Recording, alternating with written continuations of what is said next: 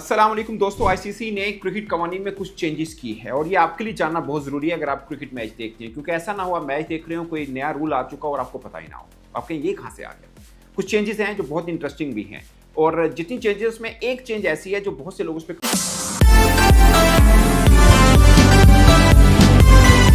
अस्सलाम वालेकुम दोस्तों, आईसीसी ने क्रिकेट कवानीन में कुछ चेंजेस की है और ये आपके लिए जानना बहुत जरूरी है अगर आप क्रिकेट मैच देखते हैं, क्योंकि ऐसा ना हुआ मैच देख रहे हो कोई नया रूल आ चुका और आपको पता ही ना हो, आप कहें ये कहाँ से आ गया। कुछ चेंजेस हैं जो बहुत इंटरेस्टिंग भी हैं और जितनी चेंजेस में एक चेंज ऐसी है जो बहुत से लोग उस पर कंफ्यूज हुए हैं कि यार ये इसका मतलब क्या है। ये तो शुरू में वहीं से करता हूँ, यानी DRS protocol for secondary review after an out decision. ये एक रूल है, उसके यानी सिंपल ये है कि फर्ज किया कोई बैट्समैन है वो मतलब बॉलर बॉल डालता है और फिर अपील करता है कॉट बिहाइंड, यानी कीपर कैच की अपील करता है और अंपायर आउट दे देता है। अब तक का रूल ये था कि अगर बैट्समैन रिव्यू चेक करता है तो सबसे पहले ये देखा जाता है कि एज हुआ या नहीं हुआ। अगर एज नहीं हुआ और बॉल जो है वो बैट्समैन के पैड पे लग के जाती है तो फिर बॉल ट्रैकिंग चेक की जाती थी। जब बॉल ट्रैकिंग अब तक चेक की जाती थी तो उस वक्त अंपायर कॉल आता था कि नॉट आउट, यानी अंपायर ने एज आउट दिया है, एलबीडब्ल्यू नहीं दिया, तो उसके ऊपर नॉट आउट आता था, क्योंकि वर्डिक्ट के मुताबिक अंपायर कॉल के मुताबिक ये होता था, अंपायर कॉल में बैट्समैन बच जाता था। लेकिन अब के रूल में जो चेंज आई है कि जब कॉट बिहाइंड चेक किया जाएगा उसके बाद अगर वो कॉट बिहाइंड नहीं है और एलबीडब्ल्यू को चेक किया जाएगा तो उस वक्त भी अंपायर कॉल जो है वो आउट ही ओरिजिनल डिसीजन आउट करा दिया जाएगा। यानी जो ग्राफिक चल रही होती है ना, ट्रैकिंग चेक कर रहे होते हैं तो उसके ऊपर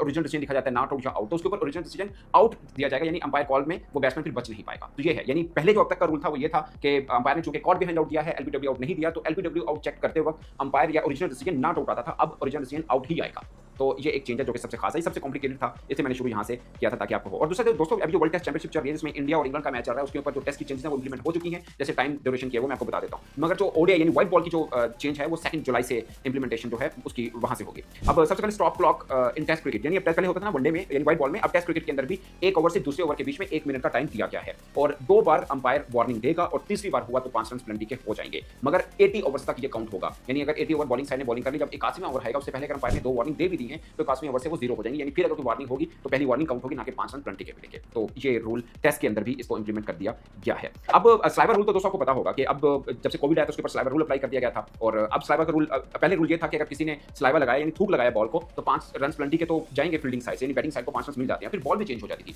उसका गलत इस्तेमाल ये होता था कि फील्डिंग साइड जो थी वो बॉल अगर खुद चेंज करना चाहे तो स्लाइवर लगा देती थी, क्योंकि बॉल को उनके मुताबिक मूवमेंट नहीं दे रही तो वो स्लाइवर लगाती थी, तो फिर अंपायर क्या करता था, बॉल चेंज कर देता था। अब रूल ये बना है कि स्लाइवर अगर किसी ने लगाया तो अंपायर बॉल चेंज नहीं करेगा, 5 रन बैट्समैन को बैटिंग साइड को जरूर मिल जाएंगे। बट अगर बॉल के ऊपर अभी भी स्लाइवर लगा हुआ है, इतनी थिक स्लाइवर या थूक लगाया कि बॉल अभी भी वेट है, फिर अंपायर चेंज कर सकता है, बट वो भी फिर देखेगा कि अगर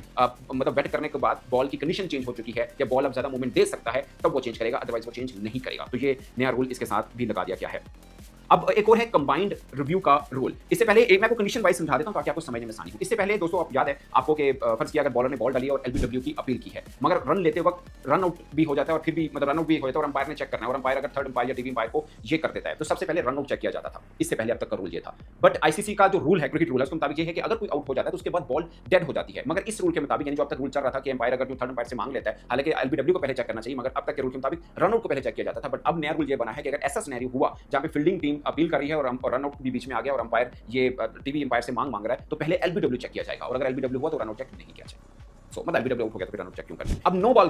का एक रूल है जो आया, मुझे उसके ऊपर एक छोटा सा एक है, उसके अंदर एक चीज की एम्बिग्युइटी है जिसको होना जरूरी है। आपको मालूम है अगर नो बॉल हो जाती है, अंपायर नो बॉल दे देता है तो शॉट अगर बैट्समैन मारता है कैच हो जाए तो आउट तो नहीं होता क्योंकि वो नो बॉल है, मगर उस कैच के बीच में बैट्समैन भाग के जो रन बनाते थे वो काउंट होता था। अब आईसीसी रूल के मुताबिक भाग के जो रन आप बनाएंगे वो काउंट नहीं होगा, सिर्फ नो बॉल का जो एक रन है एक्स्ट्रा रन जिसको बोलते हैं बस वही काउंट होगा। यानी भाग के नो बॉल के ऊपर शॉट मारा, अपने बाउंड्री पे कैच हो गया, उस बीच में बैट्समैन 1 या 2 रन बना लेते थे और वो काउंट होता था। अब वो रन काउंट नहीं होंगे, सिर्फ नो बॉल का एक्स्ट्रा एक रन है वो काउंट होगा। मगर इसके अंदर एक चीज है आपको याद होगा, फर्ज किया ये तो कैच आउट है ना, फर्ज किया अगर नो बॉल के ऊपर कोई बोल्ड हो जाता है और भाग के रन बना लेते हैं फिर क्या होगा।